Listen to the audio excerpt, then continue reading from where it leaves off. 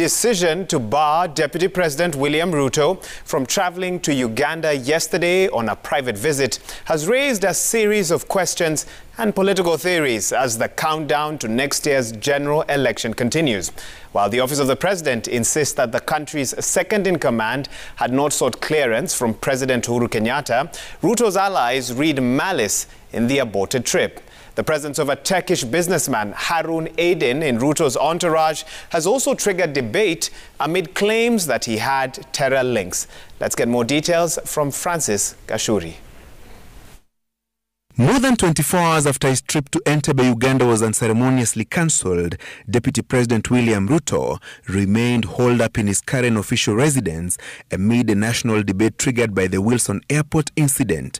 Three lawmakers, Oscar Sudi, Ndindi Nyoro and Benjamin Tayari, as well as businessmen David Gov't and David Kipkoech, returned home from Entebbe, Uganda. However, a Turkish businessman, Harun Aydin, who left with the entourage Monday afternoon, did not travel back to Nairobi, according to a copy of the passenger manifest obtained by Citizen TV. Aydin's inclusion in the travel party has raised a series of questions after he was linked with suspected terror activities. He has visited Kenya several times since 2018, despite his arrest and prosecution in 2001 in Frankfurt, Germany, where he faced charges of planning a series of acts of violence as a member of a terrorist group.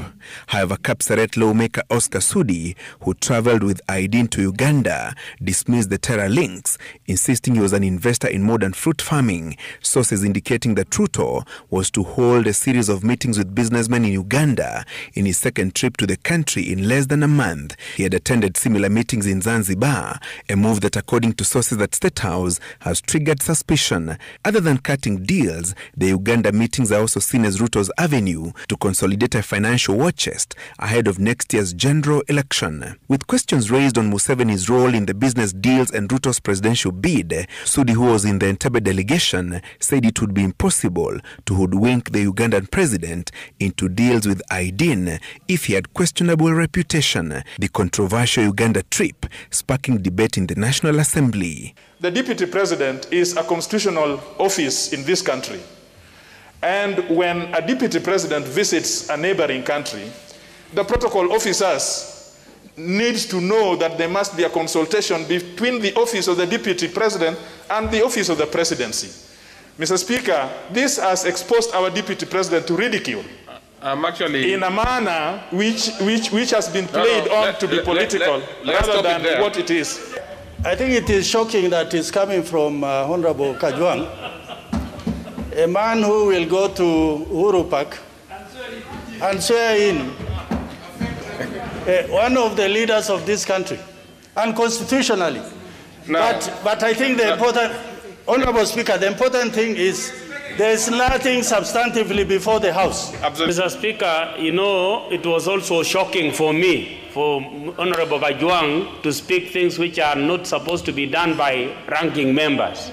Because it must be very clear that the Constitution is clear and he cannot pretend to be talking on behalf of the Deputy President. That is ridicule and we cannot allow that. Mr. Speaker, this is a matter of national importance, that a Deputy President can be barred. We must know the reason. We must know whether the honorable members of Parliament had sought the Speaker's attention as is required under the standing orders. So I think what Honorable TJ asked is a valid point.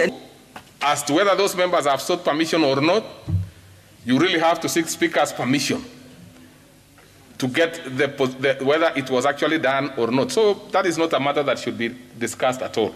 But as to whether you want to bring any other issues, of course there are stipulated procedures. You are free to do that any day. Though the deputy president is accused of trying to leave the country without President Kenyatta's clearance, his spokesman David Mugonyi wondered why no such demands have been made previously. The Wilson Airport standoff, yet another confirmation of the fractured relationship between the president and his deputy on the eve of a State House succession race that Ruto is interested in. God bless. Okay, bro. Thank you. Pongezi tena. You tell them, eh? Yeah, I will. Francis Gashuri, Citizen TV.